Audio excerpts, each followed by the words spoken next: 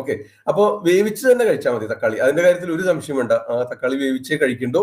ഒരെണ്ണമെങ്കിലും ദിവസേന നിങ്ങളുടെ ആഹാരത്തിൽ ഉൾപ്പെടുത്തേണ്ട ആവശ്യകതയുണ്ട്. അതാണ് ഇന്നിവിടെ വിവരിക്കാൻ പോകുന്നത് കേട്ടോ. ചുരുക്കി പറയാം പെട്ടെന്ന്.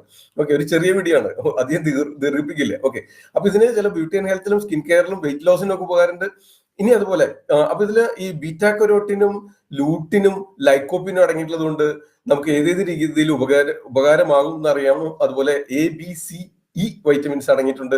അതൊക്കെയാണ് ഇതിന്റെ പ്രത്യേകതകൾ. ഓക്കെ, അപ്പൊ നമ്മളിത് വേവിച്ച് ഉപയോഗിക്കാൻ പാടുള്ളൂ. ഇനി ഇത് ഉപയോഗിക്കാൻ പാടില്ലാത്ത 1-2 കണ്ടീഷൻ ഉണ്ട്, അതും വീഡിയോയിൽ പറയുന്നുണ്ട്. ഓക്കെ, പിന്നെ നമുക്ക് ഇത് ഉപയോഗിച്ച് വെയിറ്റ് ലോസിന് ഏത് രീതിയിലൊക്കെ ഉപയോഗിക്കാൻ നോക്കണം. അതുപോലെ സ്കിൻ കെയറിന് ഏത് രീതിയിലൊക്കെ ഉപയോഗിക്കാൻ നോക്കണം. അപ്പോൾ തീർച്ചയായിട്ടും ഈ പൊട്ടാസ്യം കണ്ടന്റ് ഉള്ളതുകൊണ്ട് ബ്ലഡ് പ്രഷർ കുറയ്ക്കുക വഴി കാർഡിയോവാസ്കുലർ ഡിസീസ്, ഹാർട്ട് അറ്റാക്കും അതുപോലെ ഹൃദയാരോഗ്യത്തിന് സഹായകമായ ഒത്തിരി ഘടകങ്ങൾ ഇതിലുണ്ട്. ഹൃദയ രോഗങ്ങളെ തടയുന്നതിന്, ഹൃദയ സംബന്ധമായ രോഗങ്ങൾ ബാധിക്കാതെ നമ്മളെ രക്ഷിക്കുന്നതിന് ഒക്കെ സഹായകമാണ് ഈ പൊട്ടാസ്യം ധാരാളം